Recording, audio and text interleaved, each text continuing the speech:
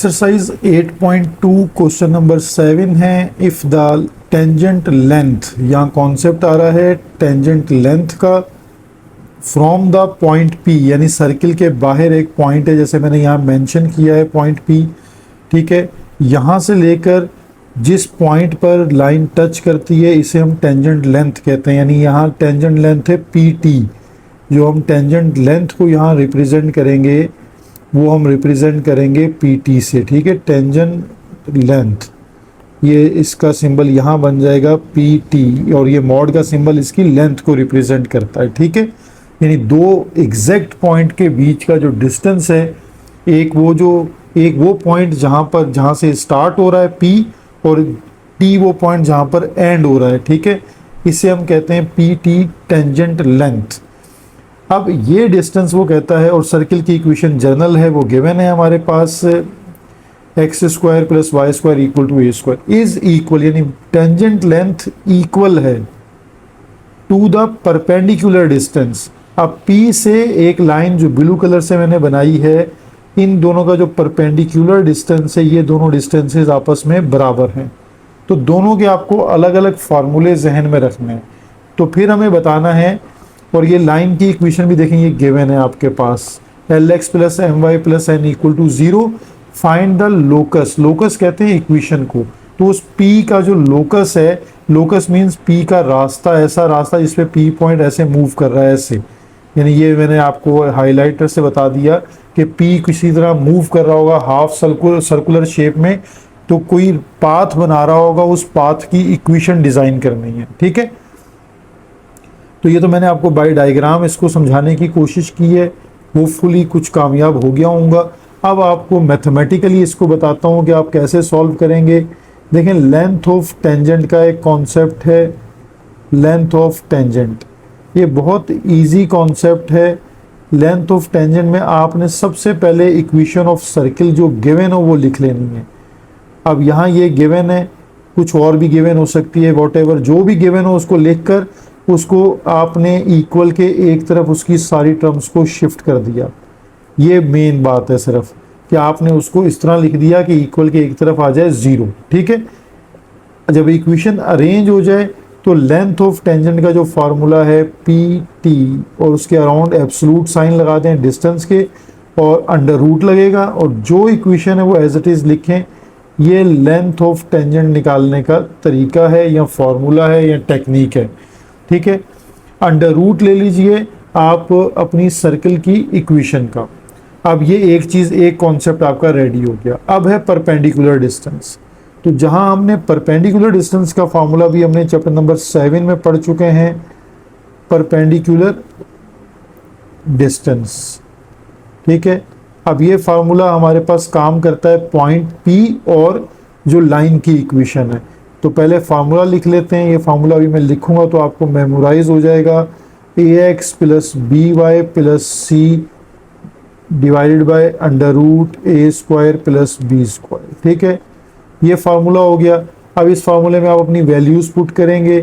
तो सबसे पहले देखें, जो लाइन की इक्वेशन गिवन है वो आपके पास गिवन थी L x plus M Y plus N. ठीक है, ये लाइन की इक्वेशन गिवन है, और डिवाइडेड बाय है under root A square. A का मतलब है कोफिशिएंट ऑफ एक्स, यानी यहाँ पर हो गया एल स्क्वायर, और एम स्क्वायर यानी वाई का कोफिशिएंट। ठीक है, ये दोनों डिस्टेंसेस, यानी मेन जो बात क्वेश्चन में बताई गई थी लेंथ ऑफ टेंजेंट और परपेंडिकुलर डिस्टेंस, ये दोनों चीज़ें आपके पास इक्वल होनी चाहिए। तो अकॉर्डिंग टू क्वेश्चन जो है, इन दोनों को हम इक्वल लिख लेते हैं। अकॉर्डिंग टू क्वेश्चन आप समझ सकते हैं कि जी P T distance equal to perpendicular distance, ये मेन कंडीशन है आपके पास। ठीक है, perpendicular distance of P from line. ठीक है, अब हमारे पास लेंथ ऑफ टेंजेंट थी x square plus Y square minus ए स्क्वायर, और परपेंडिकुलर डिस्टेंस हमारे पास आया ए एक्स। अच्छा, जो हमने पुट किया था वो है हमारे पास l x plus M Y plus n divided by under root l square plus M square. ठीक है, जस्ट आप स्क्वायरिंग ऑन बोथ साइड कर दें, यानी पहले तो आप इस पूरी टर्म को जो डिनोमिनेटर में है इसको लेफ्ट साइड पे मल्टीप्लाई करा दें, तो एक ही रूट में भी आप लिख सकते हैं दोनों को इस तरह, L square plus M square into X square plus Y square minus A square and equal to L x plus M Y plus N. ठीक है, यहाँ पर भी आप इसको आंसर कर सकते थे, ये क्योंकि हमारे पास एक्स वाई की वैल्यूज़ नहीं है, और इसका एक स्टेप आप बढ़ा के लिख सकते हैं, स्क्वायरिंग ऑन बोथ साइड अगर कर दें तो स्क्वायर रूट कैंसिल हो जाएगा, तो इक्वेशन लिखी जाएगी L square plus M square into X square plus Y square minus A square equal to L x plus M Y plus N का होल स्क्वायर। तो यहाँ पर भी आंसर को रोका जा सकता है। Exercise 8.2 question number 8, find the locus of the point P। Locus का मतलब आपको एक्सप्लेन किया कि P पॉइंट का जो पाथ है या उसकी इक्वेशन हमें एक्सप्लेन करनी है। Same concept as question number 7, length of tangent का फार्मूला यूज करना है। वो आपके पास इक्वल है perpendicular distance from P to the line. Line भी गिवन है, सर्किल भी गिवन है, बीच में एक पॉइंट P है। तो P पॉइंट से मैंने जैसे आपको बताया था कि आप जो टेंजेंट लाइन का लेंथ निकाल लेंगे वो डिस्टेंस, और जो परपेंडिकुलर डिस्टेंस आप निकालेंगे दोनों को इक्वल रखें तो लोकस रेडी हो जाएगा।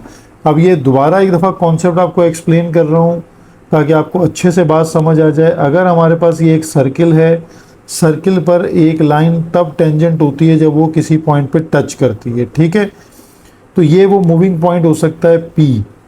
अब इस P पॉइंट का आगे एक डिस्टेंस है, परपेंडिकुलर डिस्टेंस है इस लाइन से, और ये लाइन आपके पास ये गिवन है, ये आपके पास लाइन गिवन है। ठीक है, और सर्किल की इक्वेशन आपके पास गिवन है X square plus Y square equal to 9, ये भी गिवन है। ठीक है, तो ये पी टी जो है वो लेंथ ऑफ टेंजेंट होती है। ठीक है, और ये परपेंडिकुलर डिस्टेंस जो रेड कलर की लाइन आपके सामने मार्क की है, ये बोथ डिस्टेंसेस इक्वल हैं। इससे हमें लोकस यानी पी का मूविंग पॉइंट या इक्वेशन हमें मिल जाएगी कि वो किस इक्वेशन के अकॉर्डिंगली किस कर्व में ये पॉइंट पी जो है वो मूव करता है। अब दोबारा इस कॉन्सेप्ट को इन्हेंस करने के बाद अब हम इसके सॉल्यूशन पे चलते हैं। सारे स्टेप्स हम रिपीट करेंगे। सबसे पहले गिवन इक्वेशन ऑफ सर्किल की बात करते हैं। गिवन इक्वेशन ऑफ सर्किल, तो जो सर्किल की इक्वेशन है मैंने आपको बताया था कि आप उसको अरेंज करके लिख लेंगे X square plus Y square minus 9 equal to 0। ठीक है, और अब हम लेंथ ऑफ टेंजेंट के कॉन्सेप्ट पे आ जाएंगे। लेंथ ऑफ टेंजेंट, तो लेंथ ऑफ टेंजेंट है पी टी, यानी पी से लेकर टी तक का जो डिस्टेंस है, इसको ऐसे लिख लें या इसके ऊपर मॉड के साइन इस तरह लगा लें। ठीक है, तो ये पी टी जो आपके पास लेंथ ऑफ टेंजेंट है अंडर रूट, यहाँ पर इस फार्मूले को हम लिखते हैं इक्वेशन ऑफ सर्किल। जो भी इक्वेशन ऑफ सर्किल है उसको इक्वल टू 0 पहले सेट कर लें, और यानी एक तरफ 0 बना लें, और अब उसको यहाँ पे आप लिख लें X square plus Y square minus 9। ठीक है, अब आप परपेंडिकुलर डिस्टेंस के कॉन्सेप्ट पे आ जाएं। ये इक्वेशन नंबर 1 आ गई। परपेंडिकुलर डिस्टेंस जो है, perpendicular distance P from line. ठीक है, वो जो लाइन आपके पास है इनका अब हम डिस्टेंस निकाल लेते हैं। तो लाइन हमारे पास जो है वो क्या गिवन है, ये अब आप देख लें कि दोबारा से एक दफ़ा कि हमारे पास लाइन गिवन है 3x plus 4y plus 3 equal to 0। तो ये लाइन थी। अब हम इस पर डिस्टेंस अप्लाई करते हैं। डिस्टेंस आता है ax plus by plus c divided by a square plus b square. अब यहाँ आप इसको पुट कर दें, क्योंकि पॉइंट P आपको गिवन नहीं होता, इसलिए एक्स वाई की जगह पर आप कुछ पुट नहीं करेंगे। तो लाइन आ गई 3x प्लस 4y प्लस 3 और डिवाइडेड बाय ए स्क्वायर यानी 3 का स्क्वायर प्लस 4 का स्क्वायर। तो ये सिंप्लीफाई होके आपके पास आ जाएगा 3x प्लस 4y प्लस 3 और डिवाइड बाय आएगा 4 स्क्वायर 16 प्लस 9 25 और 25 का स्क्वायर रूट होगा 5। ये दोनों डिस्टेंसेस अकॉर्डिंग टू क्वेश्चन यानी 1 एंड 2 जो है, अकॉर्डिंग टू क्वेश्चन दोनों डिस्टेंसेस या दोनों लेंथ जो हैं वो फ्रॉम 1 एंड 2 जो है वो इक्वल हैं, ठीक है, बोथ आर इक्वल। तो हमारे पास जो फर्स्ट इक्वेशन बन रही है वो थी x square plus Y square minus 9 और दूसरी इक्वेशन जो कंडीशन है 3x plus 4y plus 3 divided by 5, ठीक है। तो ये हमारे पास अब हमारा आंसर बिल्कुल लास्ट स्टेप पे हम पहुंच गए हैं। अब आप 5 को मल्टीप्लाई करवा दें, ठीक है, तो ये बन जाएगा 5 under root X square plus Y square minus 9 equal to 3x plus 4y plus 3, ठीक है। यहाँ तक इस आंसर को लिख सकते हैं, नहीं तो आप एक स्टेप और एक्स्ट्रा कर लें, स्क्वायरिंग ऑन बोथ साइड। तो ये हो जाएगा 25 स्क्वायर रूट सिंप्लीफाई हो जाएगा एक्स स्क्वायर यानी कट जाएगा स्क्वायर रूट से और राइट हैंड साइड पे स्क्वायर आ जाएगा, ठीक है।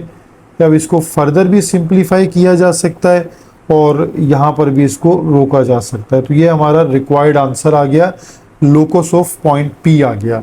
तो इसका जो नेक्स्ट पार्ट है वो बिल्कुल सेम है। तो इस क्वेश्चन को अटेम्प्ट करके आपने मुझे बताना है कि आपका आंसर ठीक आ रहा है या नहीं।